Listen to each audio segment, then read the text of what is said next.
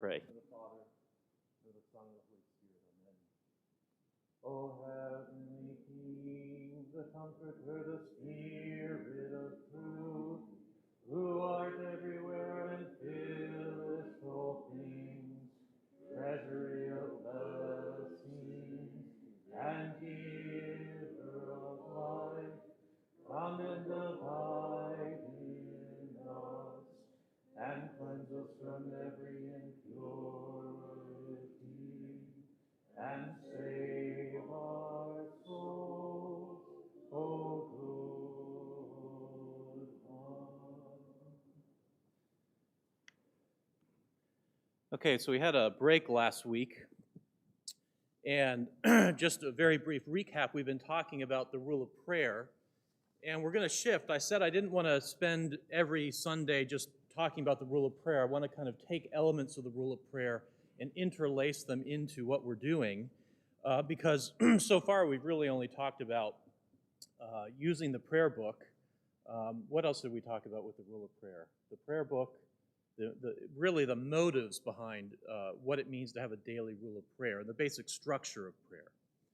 And I want to continue that today, but in a very, very different light. First of all, I want to point out that today is the feast of St. Saba, the Sanctified.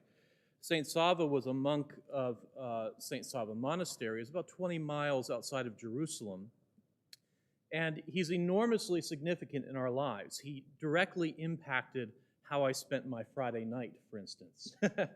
Friday night we had a vigil at St. John the Baptist in Canonsburg with the Archbishop. And a vigil means that we started around 7:45, we did small compline, then we did Great Vespers, Festal Great Vespers, Festal Matins, and then Divine Liturgy, all in one big block. It took about 5 hours and 15 minutes. So we were done at 1 o'clock in the morning. Why on earth would we do that? St. Saba is one of the answers to that question, because St. Saba and the typicon, and the word typicon means order of services. St. Saba and St. Saba's monastery had developed a monastic, what we call a Palestinian typicon that directly impacts how we worship today. We don't do the vigil very often, but it's actually in our rubrics to do so, and that's why it's in our rubrics. Again, rubrics like typicon tells us how we should do the services, combining matins and vespers and making a really long service. Okay, that's one of the things that we do as Orthodox Christians. And it's not without controversy, because some people would say, well, that's fine. You know, if you're a desert solitary in Palestine, if you're living in some ancient monastery, sure, spend 5.5, 6 hours in liturgy. Spend 15 hours at a vigil as they do on Mount Athos. But what about the church in the world? What about those of us who have jobs, who can't set aside that much time? And so it gets into this larger question of how we worship the way that we do. If a lot of the way we worship comes from the root of a monastic typicon, don't we need a parish typicon? All right, that would be one question that a liturgist would ask. Don't we need a typicon that's more appropriate to parish life? And that's an interesting question, because the church has asked that question. And the typicon we got is the typicon that the church settled on, although there is variety. For instance, in the Greek tradition, if you go to a Greek church on Sunday morning, you'll know that they'll do Orthros. Right? Does anyone know what Orthros means? We have another word for it. It's just matins. Right? So they do matins, and they go right from matins into Divine Liturgy. Well, in other words, they don't prescribe matins for Saturday night connected to Vespers. They do it Sunday morning. And indeed, matins is supposed to be a morning service. We just have an earlier morning than they do on the page, even if not in actuality. Well, that's a result of, in the 19th century, the Greek church did, in fact, start taking the monastic typicon of St. Saba's monastery and develop more of a parish typicon. And this raises a whole very fascinating field of liturgical studies, of liturgical history. There's one in particular, though, that I thought we would go into today, and it's not without some trepidation, because it is, for some people, this is a very, very heavy subject and a very sensitive subject. And it is to me, too. I find it absolutely fascinating. We've been promoting that new book from St. Tikhon's, the Liturgy and Vespers book, and a comment was made. It was on the Zoom meeting for our council. Someone said, "Father, we need that book because you don't do all the prayers out loud." Does anyone else remember that? I have no idea who it was because you can't tell on Zoom who that was. But I was really thankful for that because it reminded me, yeah, there's been a lot of up and down on that sort of thing. Does everyone know what I'm talking about when I say that, right? If you were here for 40 years with Father Paul Suda, Father Paul, there were certain prayers he did absolutely silently, right? And we'll talk about this in a little bit, but there's a whole range of prayers that are done quietly at the altar. The ones that are most noticeable to us are what we call the Anaphora Prayers, the prayers right when we're coming to the Eucharist itself, and right before we see the priest exclaims, singing the triumphant hymn, shouting, proclaiming, and saying. The choir is singing something. The priest offers a prayer. Right before take, eat, this is my body, the priest offers a prayer. So if you were used to life in this parish under Father Paul, that was done silently. Why? Because it's exactly how Father Paul was trained to do it at St. Tikhon's Seminary and Monastery. I believe Father Michael did those out loud, correct? Yeah. And you can go online and look at Archbishop Tikhon. This is not Metropolitan Tikhon, but the retired Archbishop Tikhon of the West. He actually required of his cathedral deans to do all those prayers out loud. Okay? Father David also did them out loud. And pretty much what we have is a scenario today where if you went to St. Vladimir's Seminary, you absolutely, on principle, do those prayers out loud. And if you go to St. Tikhon's Seminary, you probably do them quietly, or maybe you're just confused and you do them both ways sometimes. And I want to say up front, I've done them both ways. I was trained at St. Tikhon's. I did those prayers inaudibly. And there's a difference between inaudible and silent. We'll get to that later as well. But I did them the way that I was trained to do them. I did those prayers inaudibly in Blacklick. I took that to our mission station in Tyler, Texas, and probably for the next 5 or 6 years, maybe, I did them inaudibly, and then I changed, and I started doing all those prayers audibly. And the reason for that change was really out of obedience. The shift was there, and the shift was these prayers should be heard by the people, or these prayers are meant to be done out loud. And other clergy that I knew that had done them quietly began to do them out loud, and so I did too. And I'm happy to report that I'm still here. I didn't notice, I can't claim that I have the spiritual vision or life myself to say what kind of difference was made by that. But when I came back here, I was reminded of this parish's own roots and my own roots, and increasingly my research into this question. And so you notice that if you listen, you can hear me saying those prayers. How many people, just out of curiosity, how many of you can hear me saying those prayers? Yeah. So they're not silent. They're not silent. They are done. The priest is offering something while the choir, on behalf of the people, is also offering something. And this is very, very important, as we'll see, because well, let me get to the core of the debate here. And why this is a sensitive subject to some. There's a movement of scholarship called the Liturgical Revival in the 19th century. And some of the figures associated with that are Dom Gregory Dix, Robert Taft, Louis Boyer, Jean Daniel.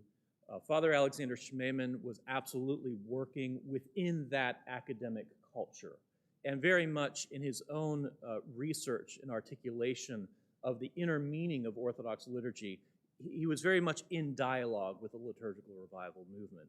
In one of his classical works, and one of the classical works of this period, Dom Gregory Dix, most of these guys are not Orthodox. Some of them were Eastern Catholic, some of them were Roman Catholic, some of them were Anglican. There's been some notable Lutheran scholars contributed to this. Dom Gregory Dix wrote a book called The Shape of the Liturgy.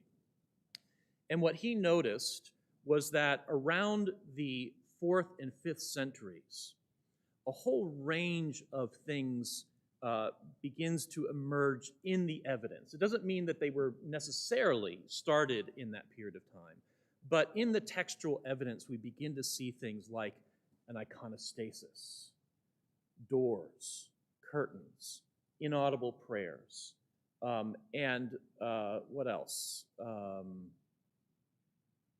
I'll probably come up with something more. He began to notice all of those things, and he associated them all with each other, right? So what he's saying is, in the textual evidence, in manuscripts that we can go back and look at, this is where we first see them referenced. And another big part of that is also around the time when infrequent communion began to be practiced in the church. Many of you also have memories in your own lifetimes of infrequent communion. If you went to confession once a year, then you went to communion once a year, usually at Pascha.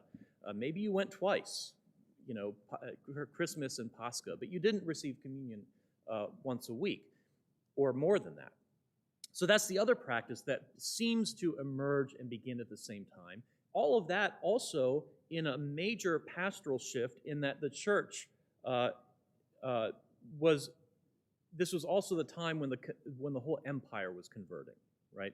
This is the time when Christianity moved from being an illegal sect within much of Roman society to gradually, over about the course of 2 centuries, becoming nothing less than the state religion of the Empire of Rome, okay? So that's another big pastoral clue as to what all of this is about.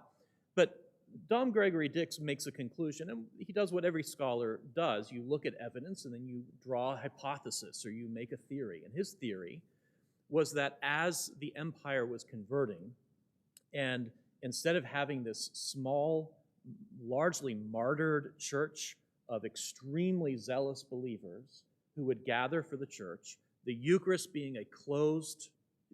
itself being a closed community. We've already talked about this in our course with the 4 dismissals, that there were 4 dismissals in the early church, and that meant that during the Anaphora, when these prayers that we're talking about would have been offered, the only people who would have been present were communicants. Everyone else would have been out.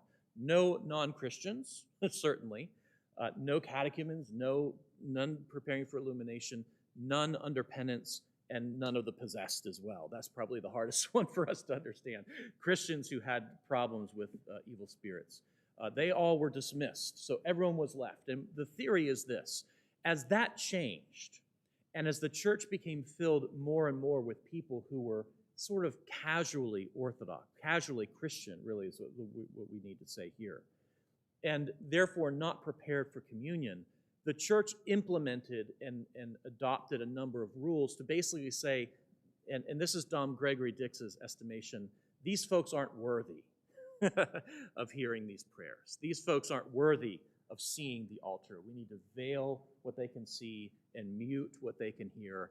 And this becomes associated with clericalism, right? Clericalism is when you have a divide in the culture of the church, where the clergy, the priests and the deacons and those who are standing about the altar are a sort of elevated caste who have privileges that are denied, intentionally denied to the laity, to the other people.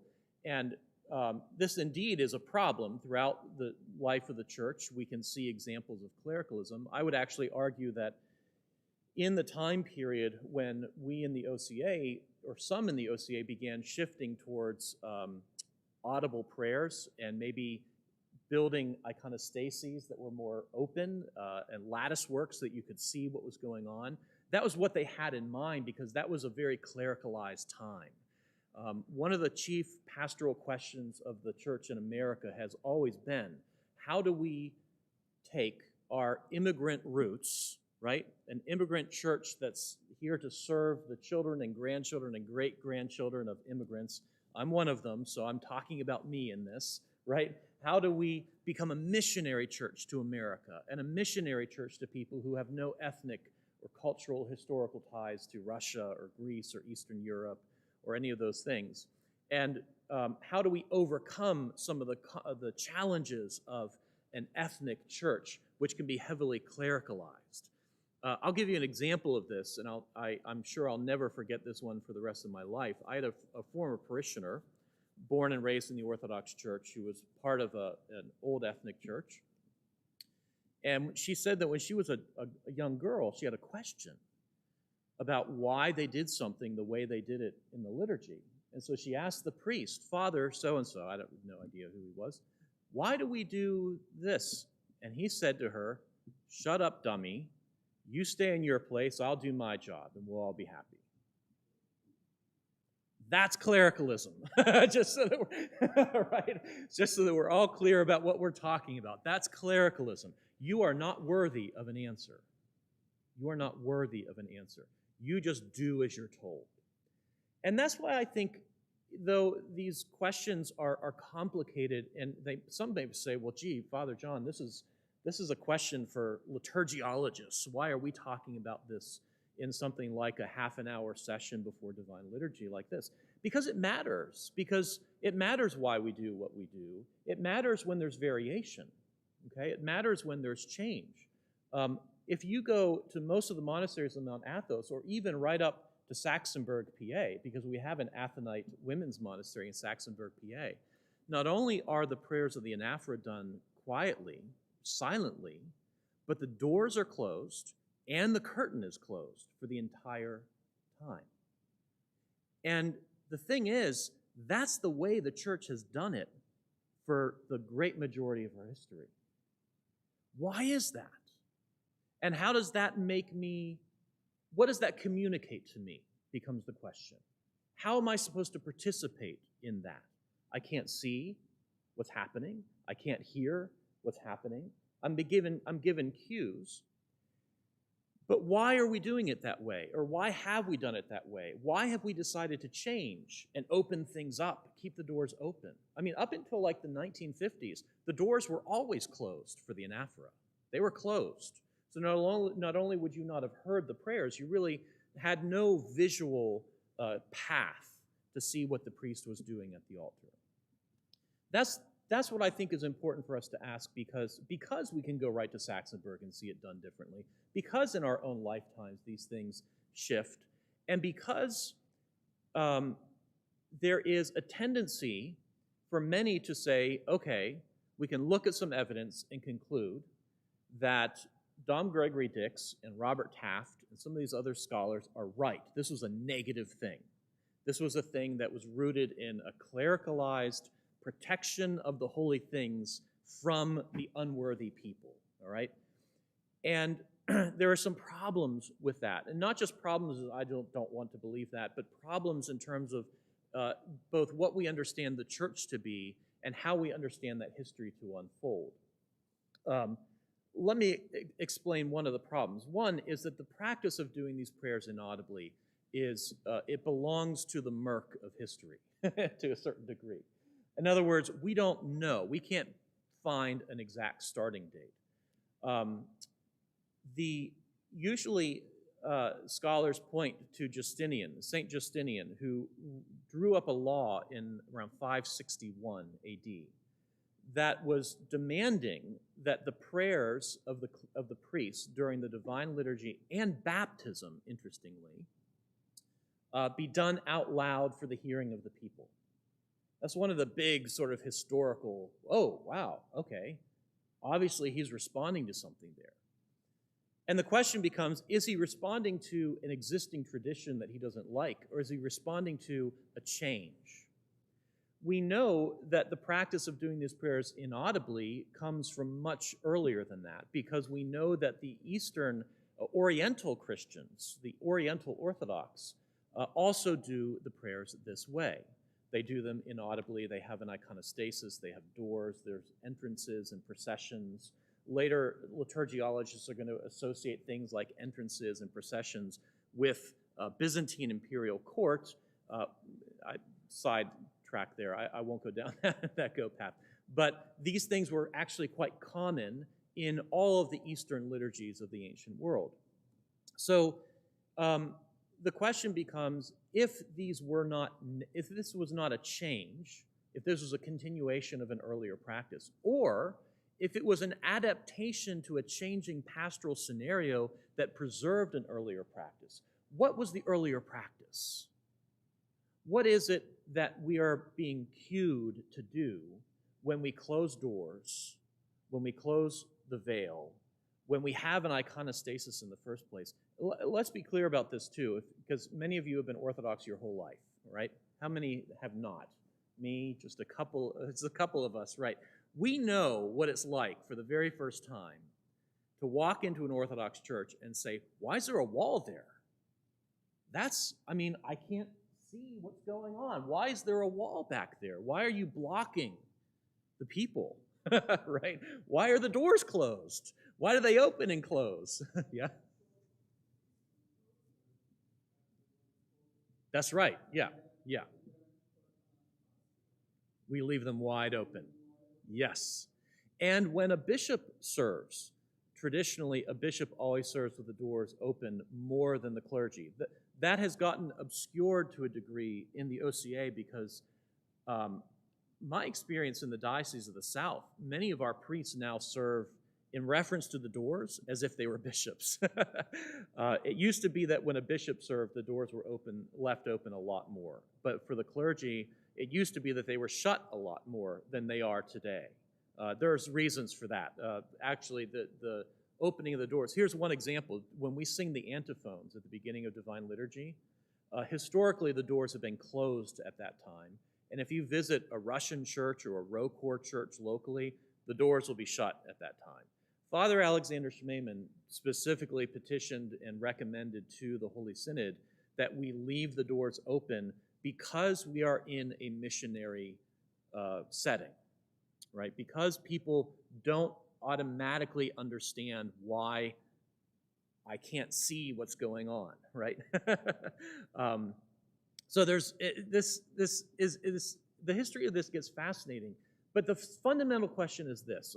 Here's what it gets down to. I got to watch my time here because we're opening big questions. I want to leave us with some tightness at the end and maybe carry this over if we need to. But does the church do things to exclude its own members?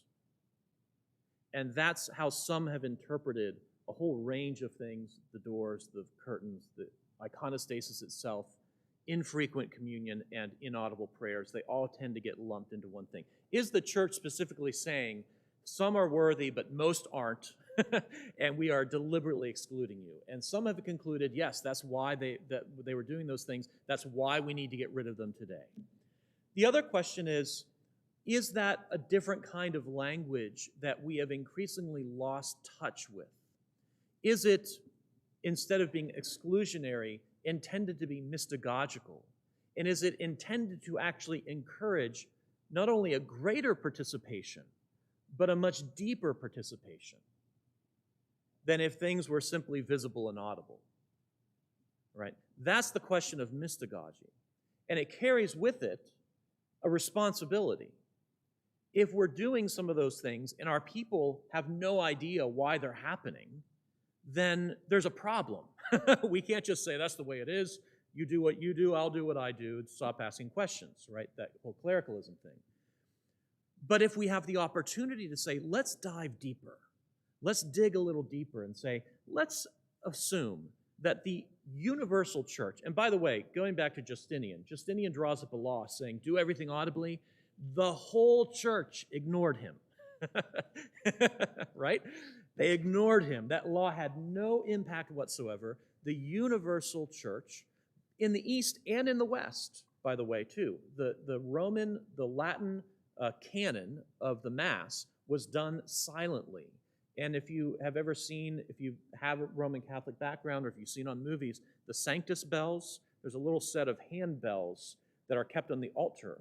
And the purpose of them is that the priest would offer the canon, the anaphora, what we call the anaphora, silently, and when the change had occurred to the gifts, they would ring the bells, ding-a-ding-a-ding, like that, okay?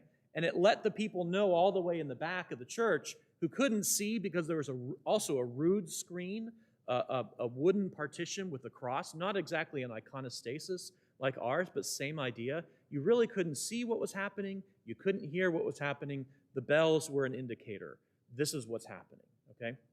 So the point is, the whole church ignored Justinian.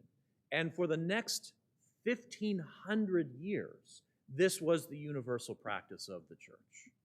The West would eventually lump all of these questions together and get rid of them all. First, the Protestants. The Protestants get the altar is no longer the central thing in many Protestant churches. They move the pulpit to the center. This happened in Germany particularly, but they moved the pulpit right to the center. We don't even have a pulpit, right? We have an emvon. Some Orthodox churches have pulpits, but the key is that the pulpit would be right there, because what was most important? The reading and hearing of Scripture and the homily, or the sermon. And then later on, Vatican II would also dramatically change what we might call these mysteriological elements of the Mass. If we have time, we'll get into the difference between a church that's built like ours and a church in the West that's built since Vatican II, because that in itself, I think, is highly instructive in how we understand these things. In just a few minutes left, though, I hate the time limits on this are tremendous. Just a couple of things that I think we can keep in mind. With the assumption that the church would not universally adopt something and keep it for 1,500 years, all the way up until today, at this time where we see variations of practice and therefore should ask questions of it, the church would not do that if it didn't have a positive source. A positive source, okay? What is that positive source? Here's a couple of concepts for us to think about. One is that Christian liturgy is a perpetuation, a fulfillment, and a continuation of two streams of Israelite worship. There is the synagogue, and the synagogue is a gathering of the Jews where they specifically offer prayers, they read the law and the prophets, and they receive instruction. It's a very public, very visual and audible experience to go to synagogue. But the Jews, of course, also had another place of worship, right? And that's what they call the temple. And the thing is, there was only one temple. There were synagogues throughout the ancient world, just as there are synagogues, our neighbors, right here around the world. But there was only one temple. The temple worship was very different than the synagogue worship. In the temple worship, like the early church, there were places where only the priests could gather, and the Holy of Holies was a place where only the high priest would go. Much of the temple worship is unrecorded in history. There are actions. You can go back and read Leviticus 16 and 17 for the Day of Atonement. And what's striking about when you read Leviticus and the Day of Atonement, it describes a lot of the things the priest does, nothing that the priest says. None of the prayers. Now we might say, well, the Psalms are kind of the prayer book of the temple. Yes, they are, absolutely, and they're the prayer book of the synagogue. But it remains to be true that much of what happened in the temple was done with a very specific mentality. The priests in the temple were ministering to the divine presence on behalf of the people in a way that would often have been unseen and unheard. And not only unseen and unheard, but unknown. The prayers and some of the things that they did belonged to what we call oral tradition. They were too sacred to be written down. Or, conversely, if they were written down, we've lost those documents. In some of the findings, the archaeological findings at Nag Hammadi and at Qumran, the Dead Sea Scrolls, we do in fact find priestly writings, secessionist priests from the Second Temple. Again, a whole nother story that I don't want to go into here. But we really can't construct that. But the point is that there were two very different ideas of worship. One was this open reading of law and prophets for the people to hear and to be instructed and to offer prayers together to God. Although, interestingly, in the synagogue worship, even today, there's a whole middle section of prayers that are described as being done by the people inaudibly. The prayers aren't hidden from the people, but they aren't done out loud. And that's also, I don't know the antiquity of that, and again, some of these things are difficult to ascertain, but that's interesting. But much of what happened in the temple, most of the people of Israel would never have actually seen. This was the priestly role. Well, early Christian worship combines those two elements. And in fact, what we see and what plays a prominent role in liturgical history is the Church of the Anastasis, as we've been describing, the Church of the Holy Sepulchre in Jerusalem. You can still go there, where the synagogal portion of the service would have been done in one portion of the church, in which all the catechumens would be gathered around the bishop, and they would receive instruction. There would be prayers offered. This would all be very vocal, very audible, very visual. But then only the communicants would accompany the bishop into the sepulchre, into the cave from which Christ was resurrected. And there the doors would close. And that's the origin of when we say, and we'll say today, the doors, the doors. That meant that only the communicants are supposed to be here.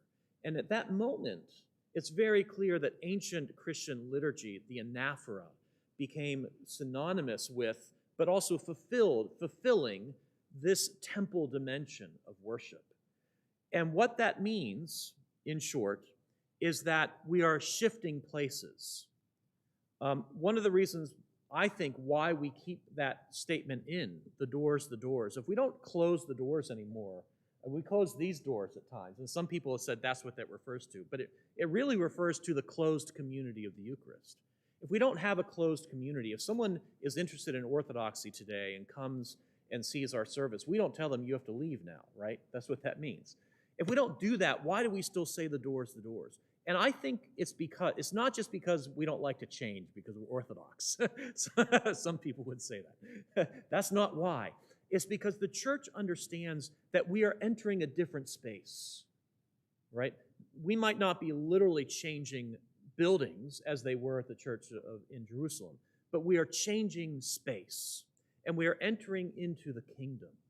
And much of what happens in the kingdom is inscrutable. And that's why there is no effort made that we can see everything, nor is there an effort made that we could hear everything. It's because the church is calling us to something different. The church is calling us to worship in a different way.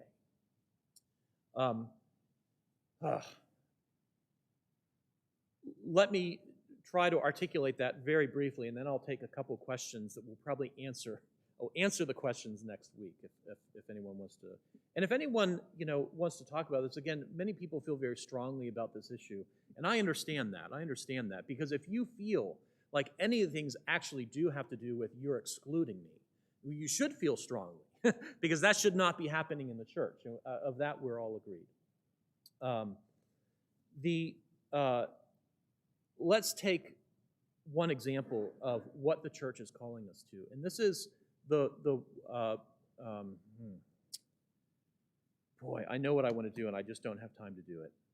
I'll just give you one example, and then I'm going to force myself to stop here, and then I will read some things for you next week that will help, I think, open up the lines of inquiry. And again, I have to say this as well. Much of these questions are very complicated and very difficult to ascertain, and I'm happy to be corrected. I really am on anything that I say on this. This is something that I do a lot of research in myself, and if I find like I said something and I really have read something that has changed my mind, I will share it with you because it's important, because this involves all of us. But consider, just as one example, the thrice holy that we're singing when the priest is praying right before "Take, eat, this is my body." If the priest is doing that inaudibly, he is offering a prayer at the altar while the people are singing something, right? They're not just saying, "We got nothing to do, I can't see, I can't hear what he's saying." That's not what's actually happening. What's happening is we are singing something. Now, the choir is singing it on behalf of, for all of us, but certainly within your own hearts and minds, you should also be singing the thrice holy, right? Singing the triumphant hymn, shouting, proclaiming, and saying, and then the choir sings, "Holy, holy, holy art thou, O Lord." I don't have the text right. "Heaven and earth are full of thy glory. Hosanna. Blessed is he who comes in the name of Hosanna in the highest," right? What is that? That is the song of the angels that Isaiah sees in Isaiah chapter 6, right? And what is Isaiah seeing? Where is he? He's in the temple. And the temple has opened up into eternity for him. And so what he is seeing is the heavenly liturgy. This is, this is what he's seeing, the heavenly liturgy. So the people are singing what the angels are singing. And that, in a mystery, is this enormously sacred moment that is not in competition with whatever the priest is praying at that moment. Okay? It's not. We are given something that is this incredibly sacred moment. We are singing with the angels around the throne and the God who cannot be seen. And the language of eternity and the language of the kingdom is a language that transcends words and sound and becomes a filling silence, a silence that reveals all. And so while we have the people in the choir and the people singing the thrice holy, the priest is quietly offering a priestly prayer at the altar, which Saint Sophrony of Essex points out remains inscrutable even in the Gospels. The only thing the disciples heard at the Last Supper was suddenly Christ took the bread and wine of what they perhaps thought was a Seder meal, and he said, "Take, this is my body." What was the prayer? "This is my blood of the new covenant." That's not the language of the Seder meal. If you've ever been to a Jewish Seder meal, that ain't it. That's not Passover, right? Something else is happening, you see? And the text only says that Jesus said the prayer of blessing. And we can assume that we knew what that was because we know what a Jewish Seder meal is supposed to look like. And we can say, okay, well, he did the Jewish Seder blessing. But the head of a Jewish household hands out bread and wine.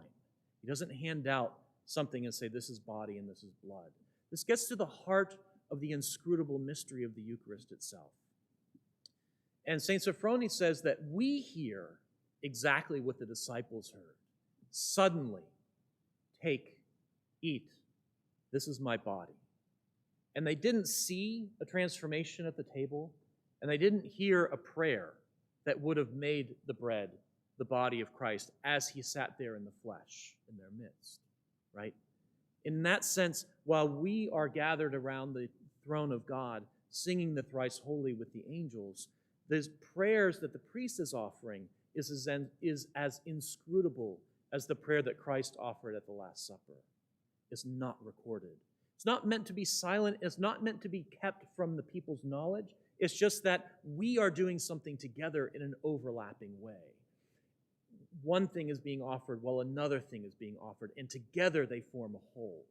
And in fact, that characterizes almost the entirety of our Orthodox worship. And we'll talk about that as well later on. But we do that constantly. Just as we start the hours, you don't believe how many prayers are being offered at the same time when the hours are going, and the deacon is sensing, and the priest is remembering names and closing up the proscomity. All this overlap is very much a part of how we worship. That's what we're seeing. But it's an overlap of the kingdom. It's not an overlap of this world. You see, that was the instruction. That was the synagogue. Now we're in a different space. And I think, and we'll continue to talk about this, but I think that is one way we might understand positively how the church could have done something for 1,500 years, if not longer, all the way up into the present moment, and see it as a positive thing and not a negative. Okay, well, it's time for the hours. Forgive me. Do we have our reader? Bobby, I think, is reading. Oh, you're reading today. Okay. If you have any questions, write them down, send them to me by email. We'll start with questions next week because we're talking about things that affect us all. And I'm really happy to and if anyone says, Father, I think you're wrong, let's go, let's do it. You know, right? Let's have fun with this. But also let's take it seriously because it does matter. Okay? Thank you. We'll start the hours in just a minute.